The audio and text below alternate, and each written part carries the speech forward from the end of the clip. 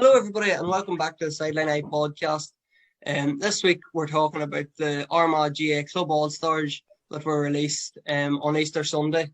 And joining me to talk us through the All-Star team is Paddy Savage and Peter Nugent. Just before we begin, I want to thank Armagh Sports and Trophies for sponsoring this podcast. And we've teamed up with Armagh Sports and Trophies to give away a Armagh GAA Club All-Star jersey, and keep an eye out on our social media pages for that in the coming days. So, fellas, thanks very much for coming on, and we'll get straight into it with the All-Star team.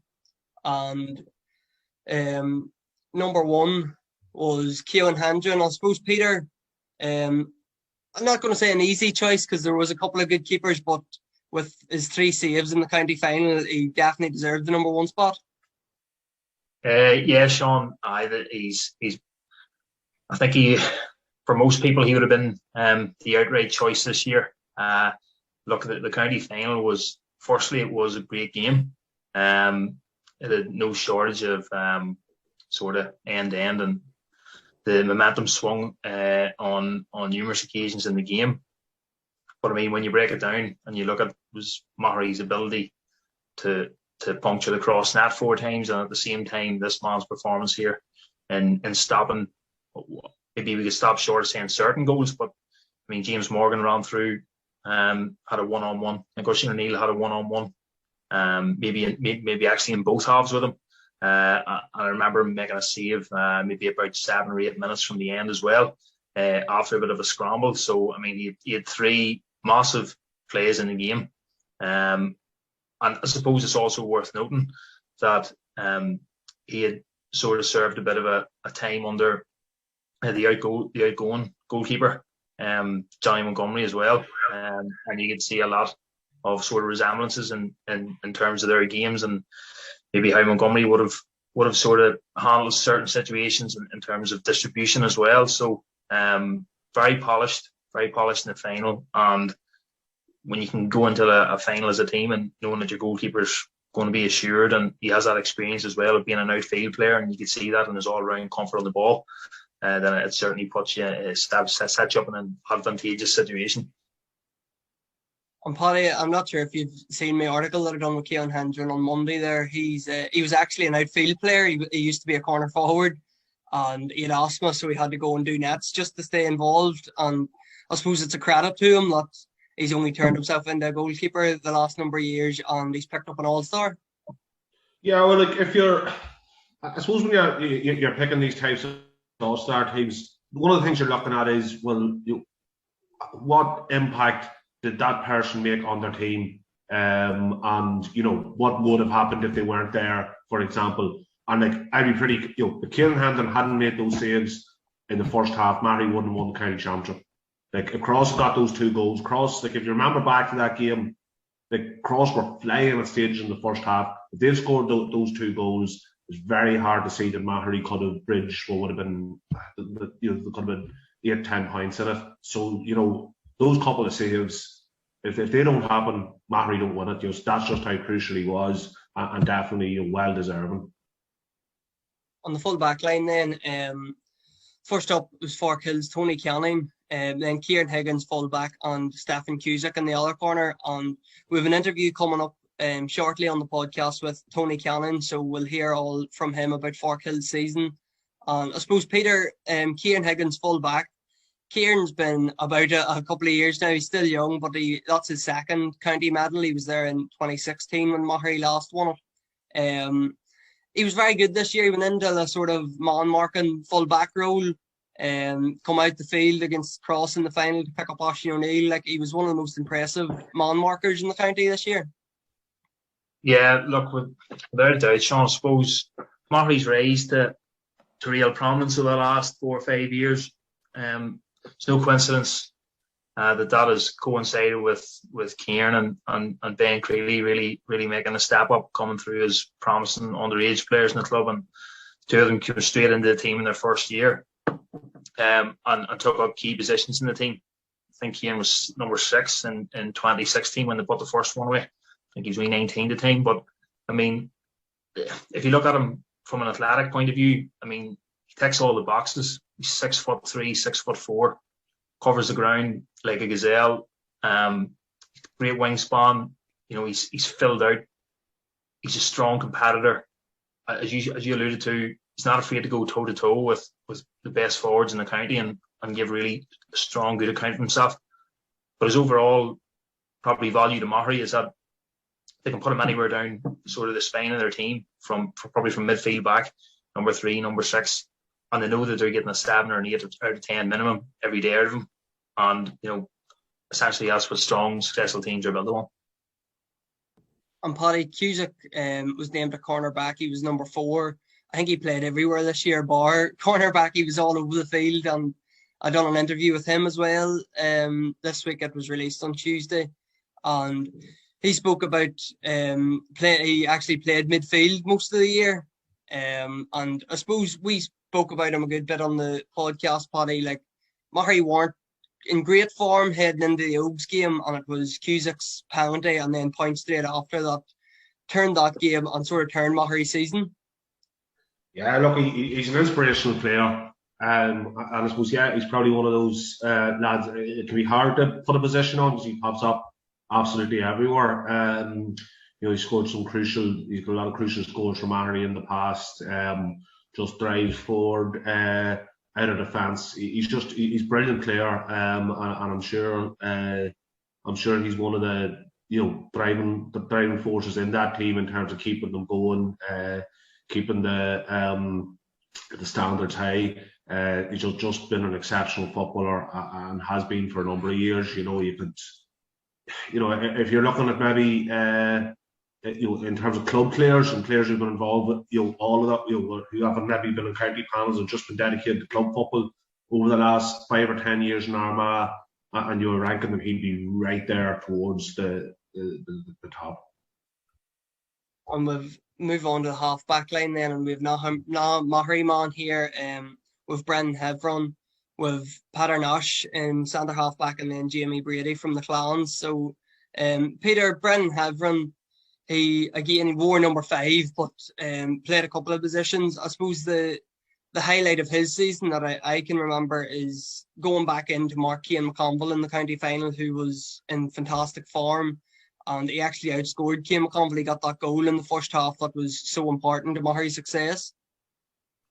Well, yeah, Sean, look, Mahari don't really have any shortage of ability or talent at the back. I mean, they've solid players right throughout, but I suppose what Brenton really has is that as an all-round package. I mean, he's extremely agile. As we've seen in the county final, that ability to break lines and to get through into dangerous positions. I mean, he took his goal ever so well on the day. But as you alluded to as well, that ability to go toe-to-toe with Cian. Cian was having a brilliant season, and to take that sort of responsibility on. And Brandon, I mean, he's only a young guy himself. I think he played in didn't play in 2016, but he played in 2017 in the game against the Harps. So he was coming in to that final, I suppose, having already lost one. So there would have been a bit of pressure maybe on him on the day to step up and make sure that he got his winner's medal. But he was superb in the county final, and like the reports from Mahari would be that he is a really professional young guy and somebody that's probably going to have a really sustained strong career playing for both Mahari and I think you would have to say that he would have the tools there as well to make the step up to Armagh type levels. Yeah, I'd imagine he's still young, Brendan Havern, so I'd imagine he's on Kieran McGeeney's watch anyway. And Peter Nash, Paddy, St Paul's obviously made it to the intermediate final. It didn't go their way, they had a bad day, but still when they weren't playing well, Nash, you would have picked him out of the St Paul's team, and he was definitely one that you'd have picked out from St Paul's all year.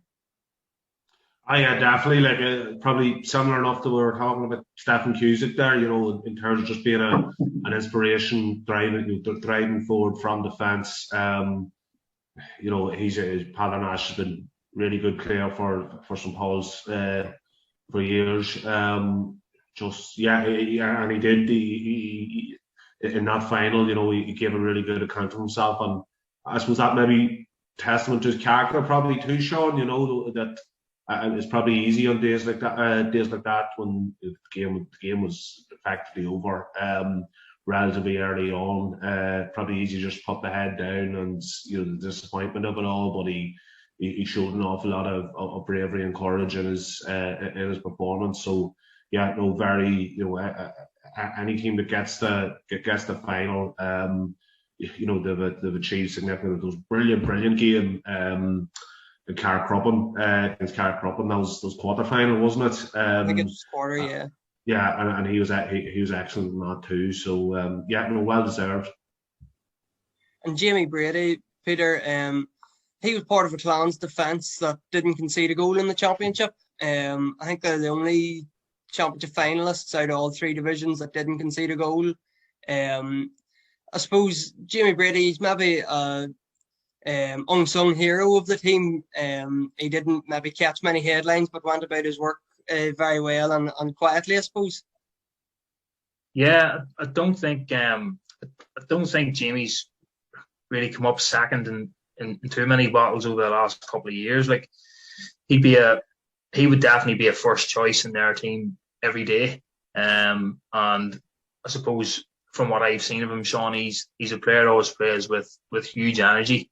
They can trust him, fans can trust him equally as in terms of for defensive facility, but also as an option on the break. Gets through lanes, can carry the ball well, and there's no doubt he's a great supplement to the forward options that they have. And probably this All-Star tops off a really consistent, probably 3 or 4 years. As I said, he would never be left out of their team. He's obviously ultra consistent. And I'm sure he'll be looking forward now to making the step up, and as will the rest of the team in terms of trying to make their mark a senior. On the midfield then, we'll stay with you, Peter, and we'll talk about Stephen Morris in the middle of the field. Obviously him and Oisin O'Neill had outstanding seasons for Cross, but Morris, I know me and Brian McLeod of BMAC Foremost Analysis done a piece before the county final of Stephen Morris's effect on the Cross Glen team and how he linked up with Tiernan McConville well, and as it turned out, neither of them were playing in the county final, so it didn't really matter. But leading into that final, he was unbelievable in the 3 games beforehand, and particularly the Clevie game in the semi-final. Yeah, this is a player here, Sean. I think that people following Armagh club football and maybe recent Armagh underage teams would definitely have been aware of Stephen in terms of what he can bring to the table. I first seen him playing against the Tones one night in Derry McCash, and I think he was only 18 maybe at the time, but he was just this rangy type player playing in the middle of the field for them, playing against guys much more mature and with a lot more football under their legs. But his performance that night, just that timing, sense of anticipation under the high ball, even at that young stage, just out of minor, you could see he was already a player that Cross were potentially going to be looking to be a mainstay for the best part of the next decade. And he's a player that's continuing on that upward curve. You can see the extra physicality that he's added into his game over the last number of seasons, and he's a great foil for whichever really of the O'Neill brothers plays beside him. They have a really good axis going there at the minute, where they'll play maybe himself and Oisin and then Rian at the end of the square, or Oisin and Rian might swap.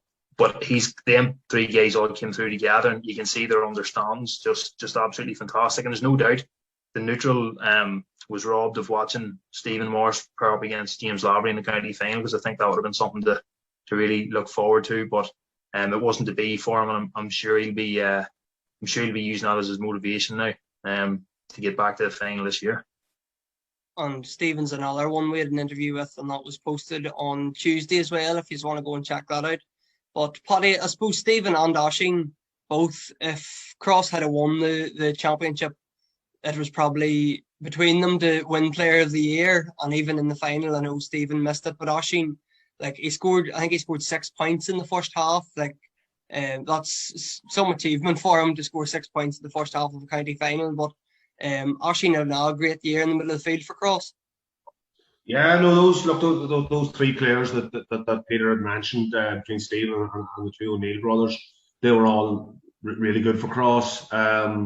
You know, and that they definitely have that understanding. That they understand with Tiernan McConville and in goals as well in terms of those kickouts. Like, to be honest, just before we move on to Oisin, just to back up what Peter was saying about Stephen Morris, like he was definitely on course, probably to be Player of the Year, you know, going into the final. So, you know, before all the finals, he could say, well, who's been the best player in the championship so far? He'd have said it was Stephen Morris, and unfortunately he missed out. And you know that no doubt changed that game. You know, we'll never know what ifs to a certain extent are pointless, but you know, you did probably leave the game wondering, you know, if might things have been different if Cross hadn't had those couple of key injuries.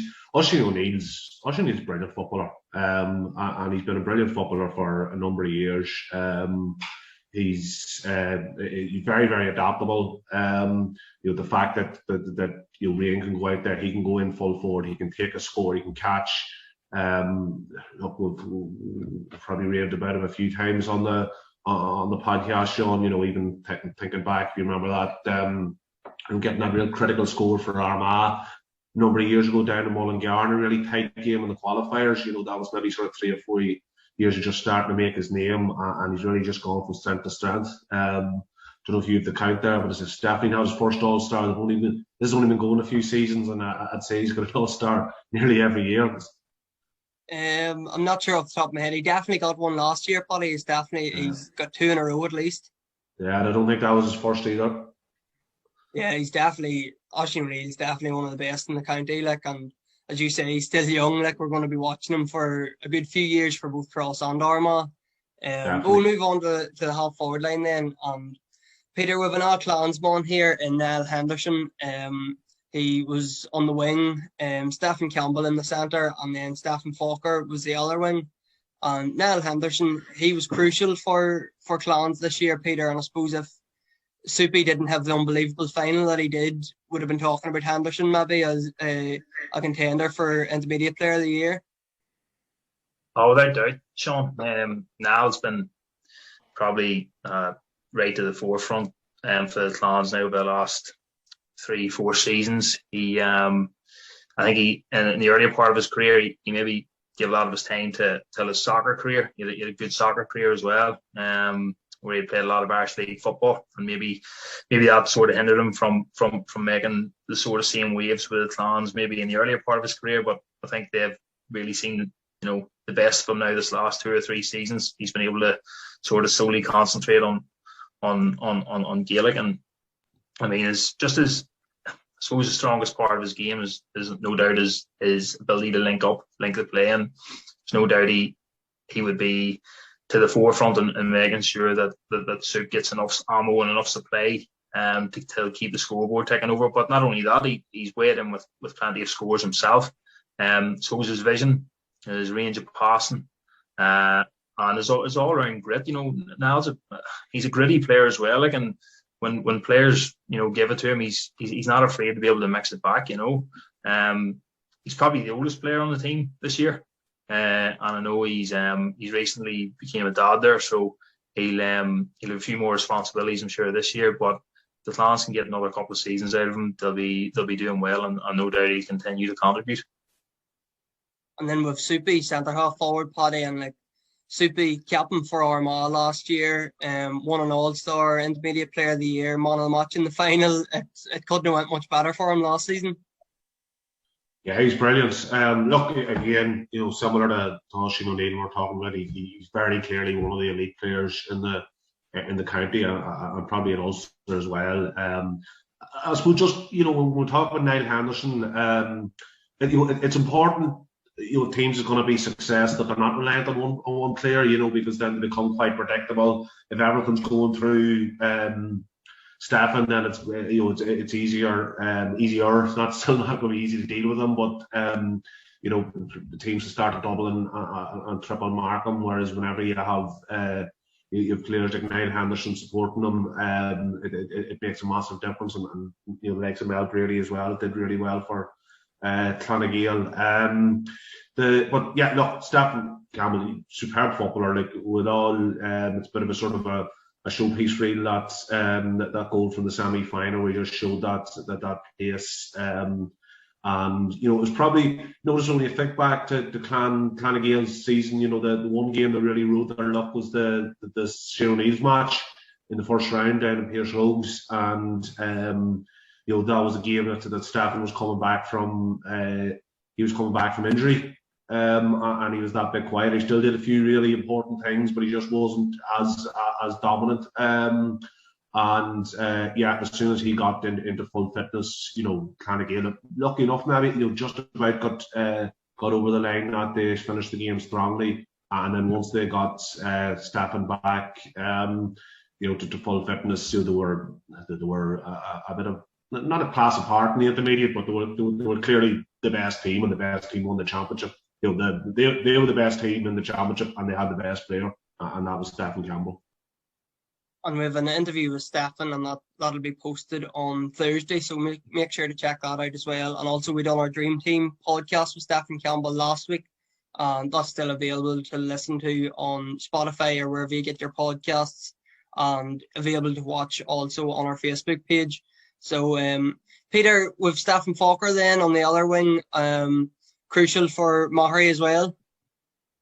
Well, without Sean, suppose it's fair to say, Stephen now is part of the Falker dynasty, and Mahary has been a massive player for Mahary over a period of well over 10 years. And inside forward, somebody that's got the lights out at underage level for Armagh across minors, under 21s. He's a brilliant college player as well, and played at Jordanstown. And I suppose maybe Stephen never hit the real heights he was potentially capable of with Armagh, but his career at club level with Mahary has been exceptional over the last 10-15 years. Consistently a man that will weigh in with huge tallies, like huge tallies. I remember one night watching him in Lurgan, and I think Mahary played Clonerne. I think Mahary got 16 points and he got 14 in them. And this was about maybe 5 or 6 years ago. Like, that's what he was doing, day to day, playing as an inside forward. He's obviously moved out the field now a wee bit. He's playing deeper, and he's playing in more a sort of roving sort of wing forward role, but still he's devastating. And I think he in the county final, I think he waited maybe 3 or 4 points again from play. Is what really sets Stephen apart there is that, even when he's 45 yards out from goal, defenders can't afford to take a backward step, because he just needs a couple of yards to get a draw on the ball. He's one of them players that doesn't need huge backlift to kick from distance. His techniques, it really is nailed on. And I mean, I've seen him do it now time and time again. County semi-finals, quarter-finals, finals. Bigger the day, the better he becomes. And this year, for probably how his game's evolving with experience, and he's not just playing as an inside forward. He's out grafting. He's winning, dirty ball in the middle of the field. He's just having a really, really, really good prolonged period of play now. And I suppose from Mahary's point of view, they'll be hoping that he continues to hold those sort of levels of high standards. Move on to our full forward line then, and Paddy, with Brian Fox here, he was crucial for Mahary this year and got Senior Player of the Year as well. Yeah, absolutely deserved. And it was great to listen to that interview with him. It was, if you go back, it was released by the County Board Awards ceremony. The whole thing's brilliant, by the way, and really well compared by Jimmy Smith. But what I'll say about Brian Fox, Sean, is that when Mahary maybe weren't in fantastic form at the start of the championship, the likes of particularly that Drummond game that I think back in the sweltering heat in Abbey Park, is Brian Fox drove them forward. And when you listen to the interview, when he's talking about how he missed out in 2016 and hadn't been involved, so I think it's great sometimes to see somebody that maybe wouldn't have been as well known around the county as maybe other players on that Mahary team, really stepping up, giving them another dimension, leading the line, taking on the responsibility. And look, he was brilliant throughout. And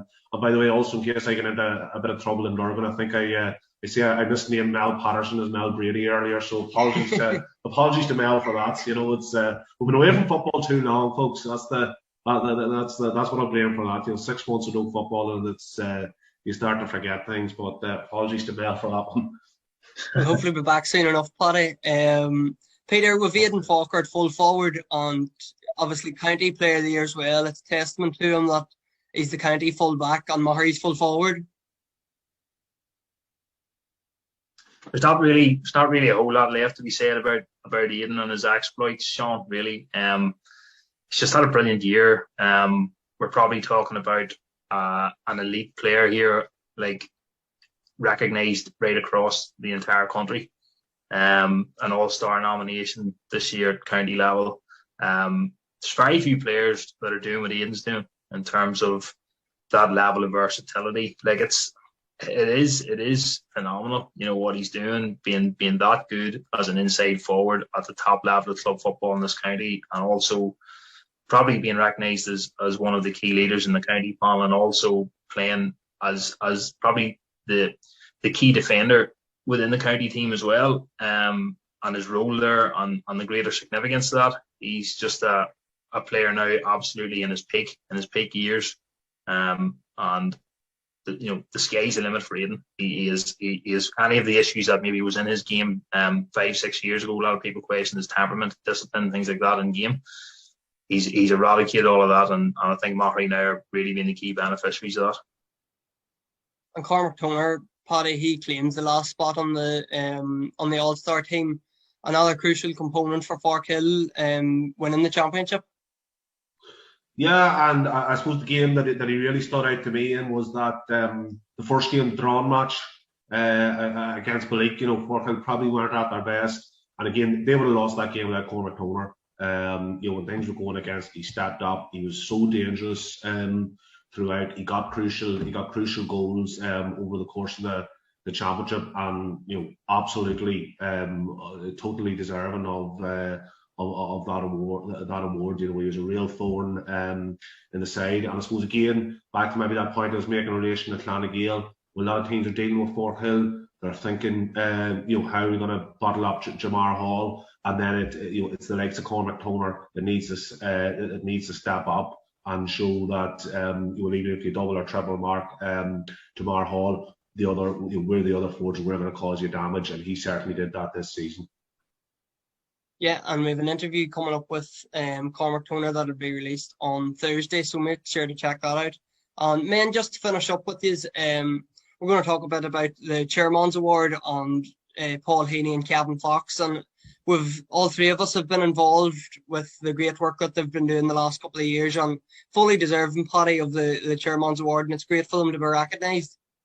Yeah, look, I was just absolutely delighted about this, you know, because look, Armagh TV, it's a lot. You know, there's a big amount of people involved with it, and I know that Paul and Kevin never asked. You know, they never put themselves out. But you know, as being the key drivers or the leaders, but they are, and it doesn't happen without them. It doesn't happen without Paul. It doesn't happen without Kevin. The dedication, the professionalism that they take to something that is very much amateur. You know, the risks that they take, you know, in terms of putting themselves out there and, you know, doing things. You know, streaming's, you know, it's a very common thing now.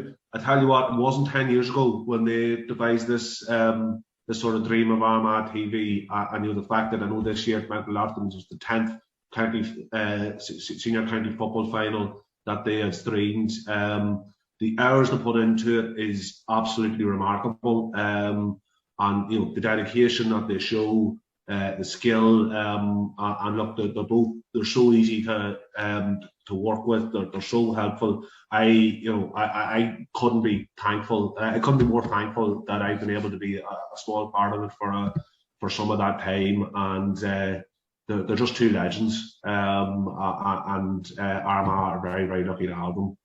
That's I don't think I can say much more than that. And it's an honour to be. It's an honour to be involved in Armagh TV with them.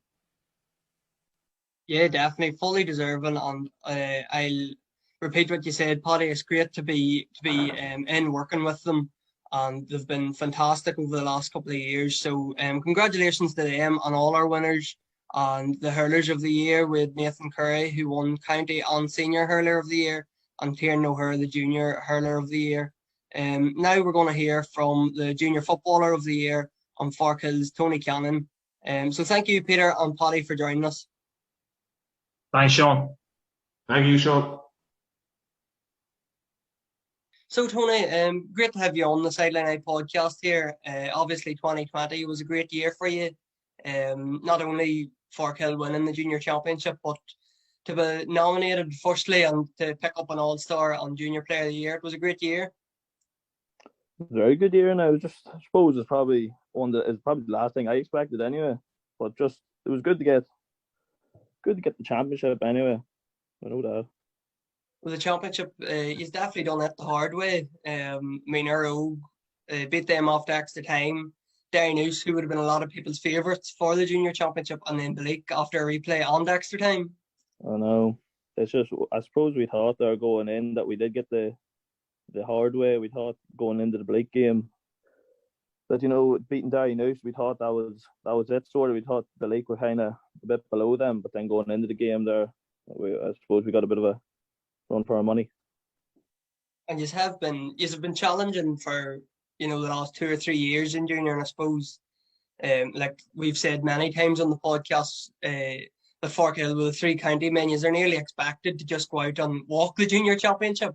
Yeah, well, we've been saying that this few years now. Just this is our year.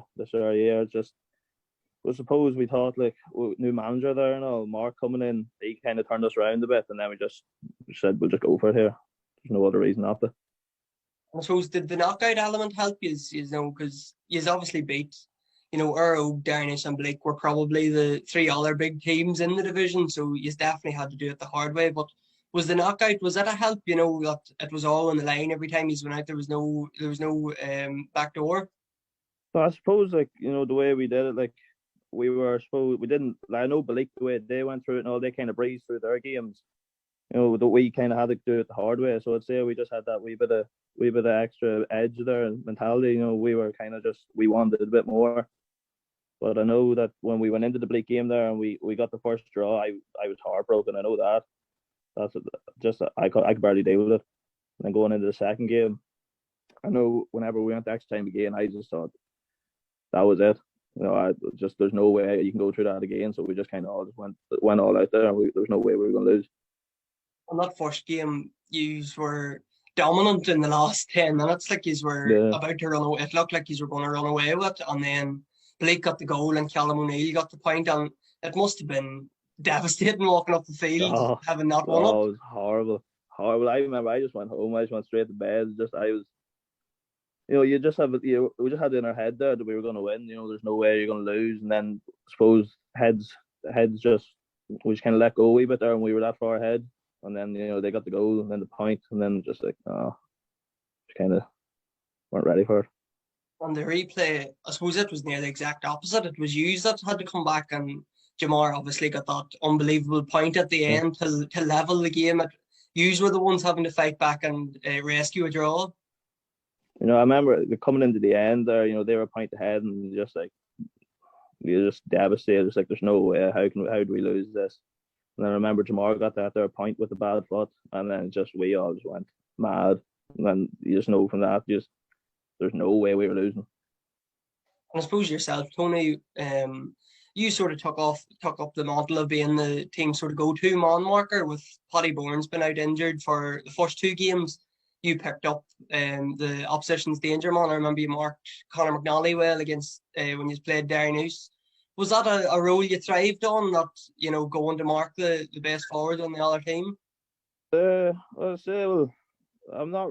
I don't really go too far up past 45 now, so there's probably not much else for me to do. But I remember last year, the year before, I marked Conor McNally, and I think he scored about 2 for me. And then I just remember I held a bit of a grudge, and then I was just the last thing I wanted was just that to happen again.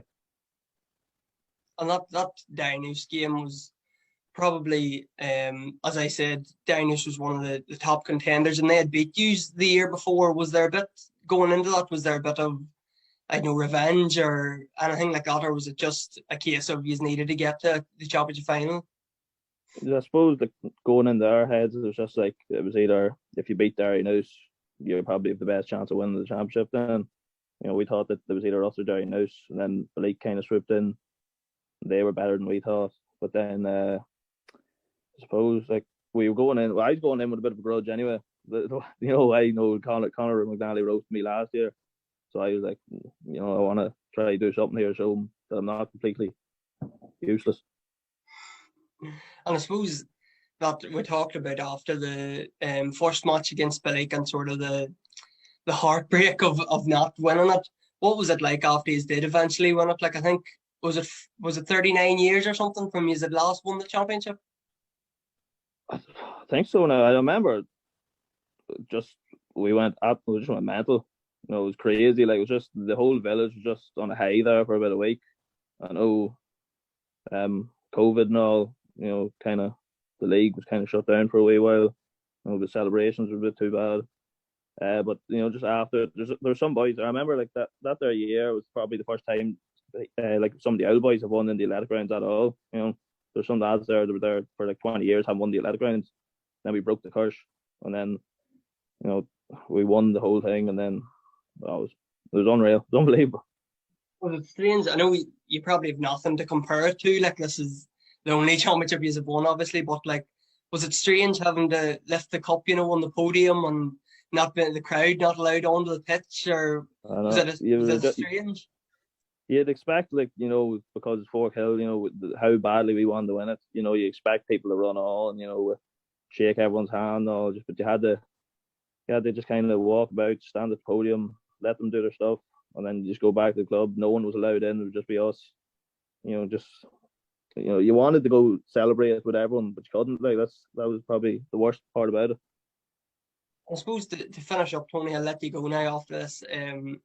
You're now up into the intermediate championship, and nobody knows as we're talking here what is happening. Do you have to finish out your junior league games, or we're not really sure what's going to happen? But you're nearly guaranteed you'll be in the intermediate championship. Are you looking forward to that step up, and do you think you're ready to make that step up now? Well, no, for the last while, we were saying that junior, I don't think we're a junior team anyway. I know, like intermediate where we want to be, because we were senior there a few years ago, and then we just went straight down. I think the players that we have, the three county boys, we're not a junior team. Like intermediate's where we want to be. We want to be playing like better standard of football. We just don't want to be dragged down. We just want to see. I suppose, like, I'd say we have a good chance, staying up anyway. Just getting used to the type of football and all to be played there. Hopefully we'll stay up anyway. That's great, Tony. Thanks very much for coming on and chatting to us. And once again, congratulations on your All-Star and your Junior Player of the Year award. Thank you, Sean. Thank you very much.